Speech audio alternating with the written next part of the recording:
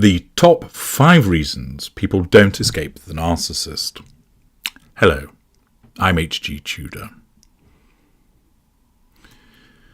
The dynamic between a narcissist and their victim takes differing forms dependent upon the position that the individual holds within the fuel matrix of the relevant narcissist.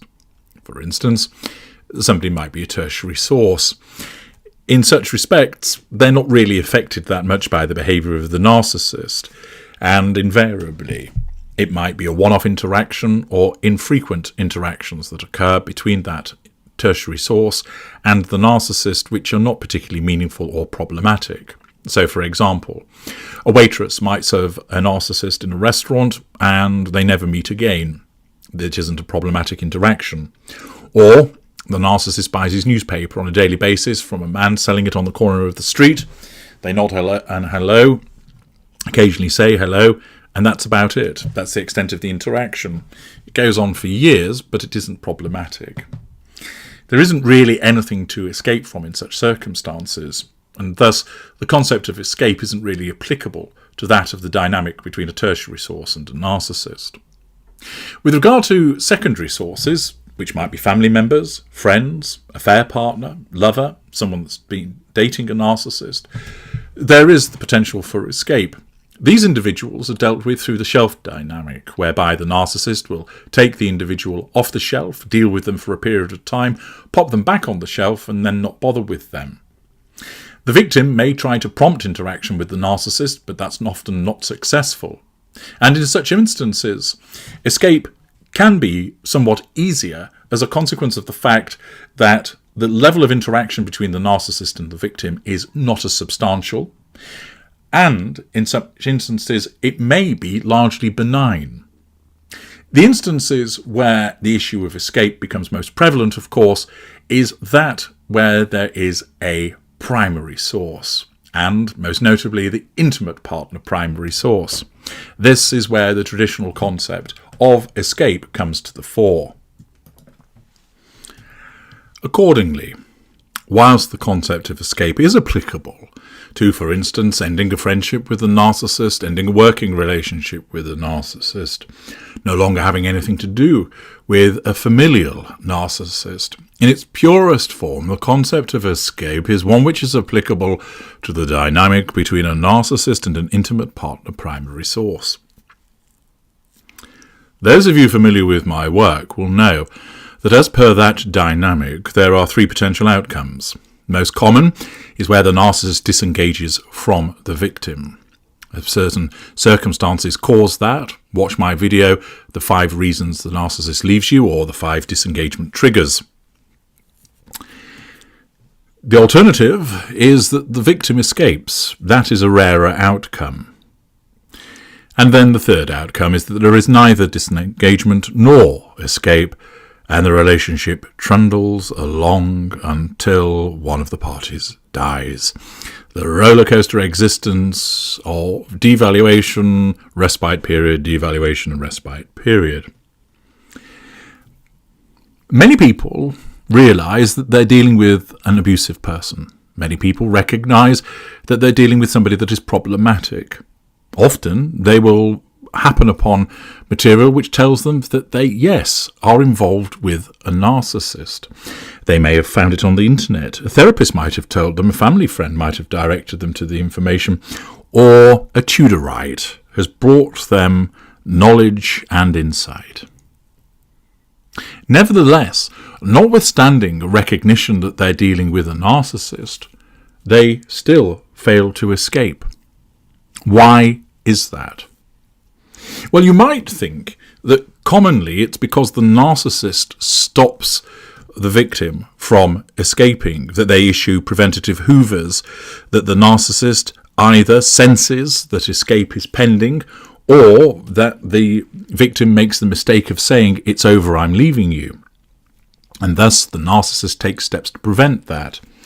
Indeed, this is a common reason why escape doesn't occur, but it's actually not in the top 5, because the main obstacle to escape isn't the narcissist, but it's actually the victim themselves, who see certain obstacles occurring that causes them to believe that they just cannot escape. What are those obstacles, and what are the top 5 when it comes to the dynamic between a narcissist and intimate partner primary source? Number 5 is a sense of failure. The fact that the victim can't let go because they would feel that they've failed at the relationship, that they ought to have tried harder, that they owed it to themselves, that they owed it to the narcissist, perversely, that they should have put more effort in. If only they had done things differently, perhaps if they try to do things differently. This is often driven by the empathic trait of the desire to fix and heal and the narcissistic trait of pride. I'm not going to give up on us. I took those vows and I meant them. Accordingly, the sense of failure prevents the victim from undertaking that escape. It keeps them in situ. It keeps them flogging the dead horse. It allows the narcissist to continue to manipulate them because they don't regard it as appropriate for them to give up on the relationship. The concern about having failed means that they don't escape. At number 4 comes accommodation. The difficulties experienced with having somewhere to go is the 4th reason why people don't escape. I have consulted with thousands of people over the years who've come to me for help with regard to dealing with narcissists. And the most common interaction, of course, is that between narcissist and intimate partner primary source. And thus that has allowed me to compile this list of the most common reasons why escape does not occur. And one which I hear frequently relates to concerns about accommodation. This works in 2 directions. First of all, there is the concern of actually having anywhere to go. I'm not able to afford the place that I want to go and live. I can't afford to get a place of my own. My money's tied up in the house that's owned jointly by us, or it's in the name of the narcissist. I haven't got anybody that I can turn to in order to go and live with them. Thus, the absence of a suitable place to go prevents them from escaping. There's also another angle to the issue of accommodation, which is the reluctance to give up property which they like living in. The fact that they have contributed to the home, that they like their home, that it's a beautiful, impressive home, a cosy home, a place that ordinarily they would like to be. It's in a great location. It's handy for amenities, schools, whatever it might be. And thus they're driven by this idea of, why should I have to give up the home that I love just to allow that person to have it rather than me? Thus that narcissistic trait of pride rears its head once again. Accordingly, whether it is the concerns about actually having somewhere to live or a reluctance to give up what they've already got, concerns over accommodation form the 4th most likely reason why a person does not escape the narcissist. Number 3 is fear. Fear of the unknown. Fear of what will become of that person if they leave. Fear of what the narcissist will do to them if they leave. Fear of retribution, fear of intimidation, fear of physical violence, fear of being smeared. Fear is a powerful weapon that the narcissist relies upon to manipulate, but also is a powerful driver in preventing that victim from escaping in the first place. If you are frightened of what might happen or what the narcissist might do, then you should obtain from the knowledge vault fear and the empathic victim to understand more about the role that fear plays in the dynamic and what you can do about it.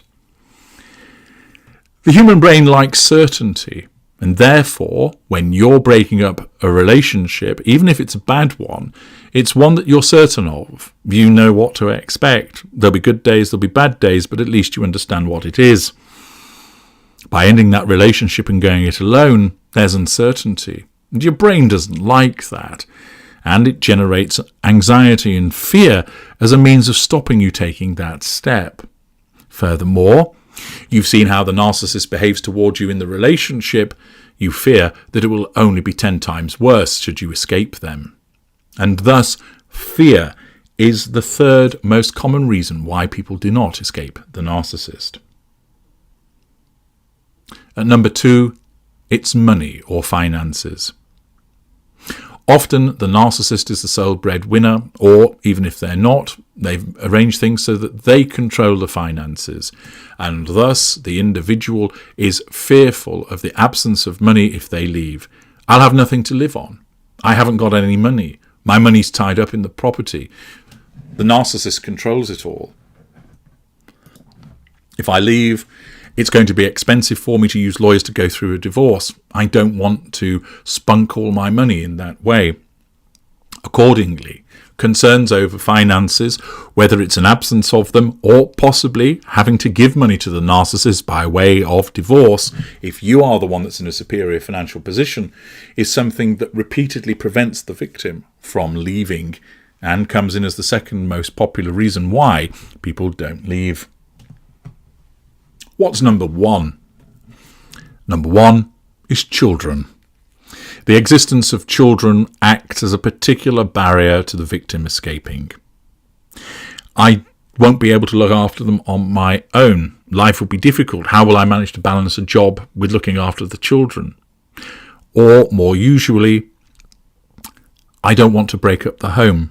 I want them to have that family environment, even though, of course, it's a toxic one. Concerns also about, well, if we split up, the narcissist is likely to get 50-50 on custody. And in such circumstances, I'm worried about what will happen to them when they're with the narcissist. At least if we stay together, I can keep an eye on things.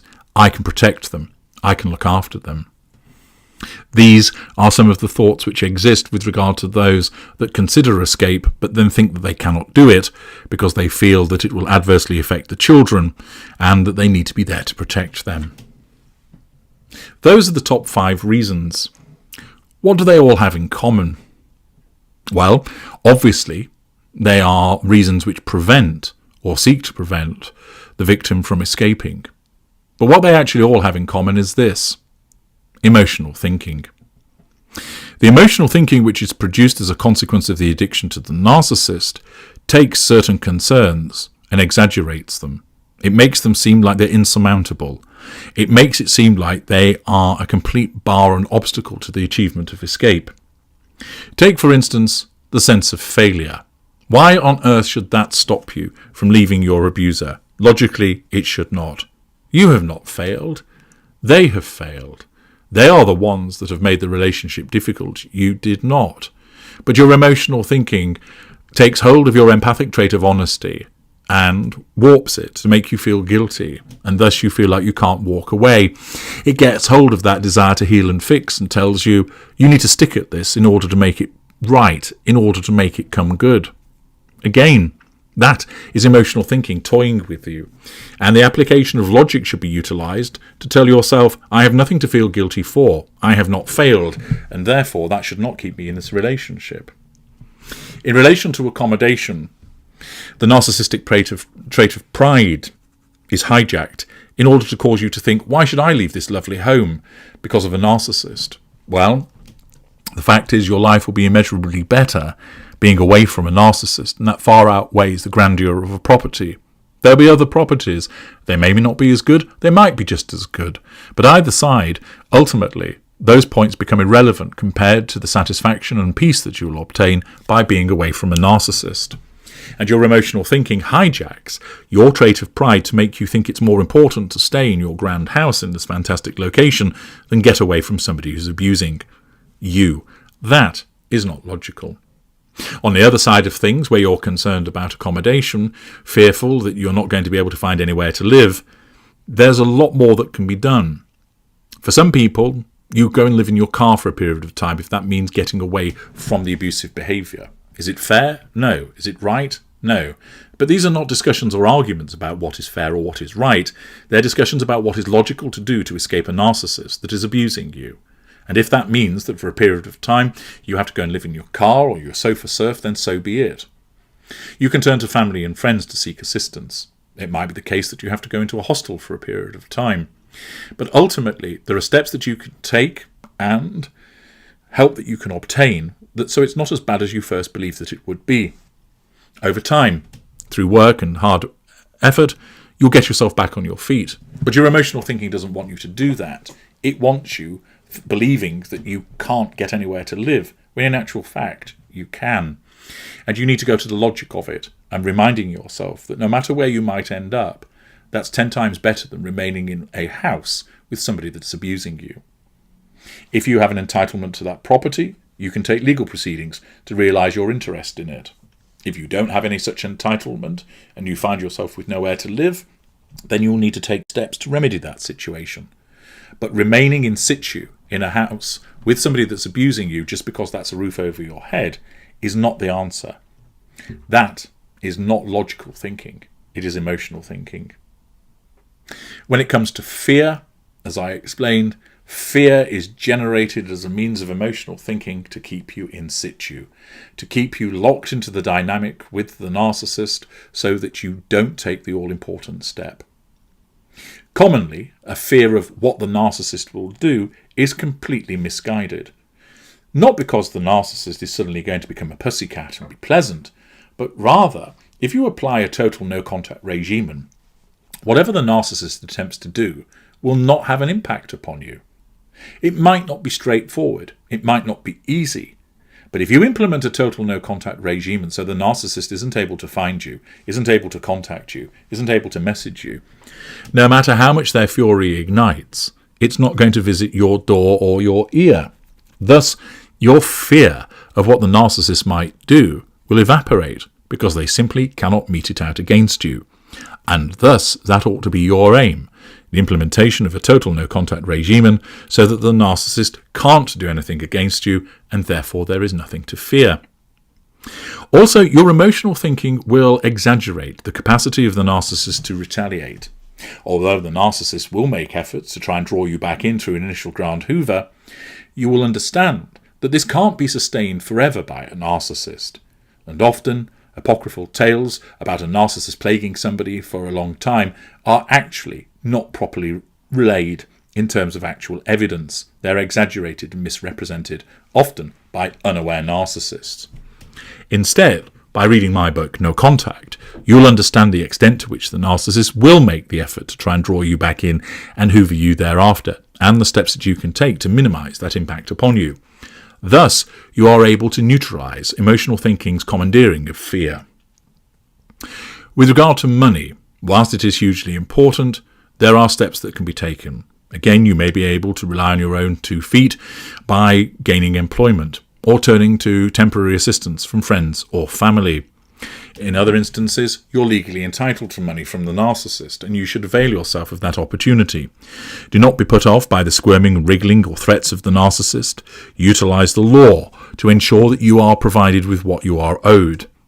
In such circumstances, the concerns about an absence of money will either be removed or at least reduced. With regard to children, the fact is that there are steps that can be taken to ensure that they are protected irrespective of the fact that you're no longer with the narcissist. The simple fact is, keeping children in a toxic environment where they see their non-narcissist parent being abused is not conducive to their well-being. And whilst you might be martyring yourself under the auspices of trying to protect them, you're actually not helping them. The most effective thing that you can do is remove them from the narcissist and yourself from the narcissist, and thus, with you being removed from the narcissist, you will gain more of your coping mechanisms back so that you can be a better parent. That means that you will be a better parent when you're dealing with the children, and you will have more energy and ability to fight the narcissist with regard to custody issues, so that you might be able to prevent the narcissist from gaining custody, reducing the amount of contact that the narcissist has. Even if the narcissist continues to have contact with the children, there are steps that you can take to protect them as set out in my excellent assistance package, Child Defender, which means you need not sacrifice yourself or your children's happiness by remaining in a household with a narcissist, thinking you need to do that to protect them. There's much you can do which will enable you to protect the children as well as get away from the narcissist. Thus, all of those 5 boundaries to potential escape are driven by the presence of emotional thinking. But the application of logic, as I've just explained, and practical steps that you can take, which you can discuss further with me in consultation, will enable you to get around those common obstacles. Time and time again in consultation, I hear from people who are affected by those obstacles, and through explanation, insight, and cold hard logic, I'm able to detail to them the steps that they can take to remove those boundaries and achieve freedom. I'm H.G. Tudor. Thank you for listening.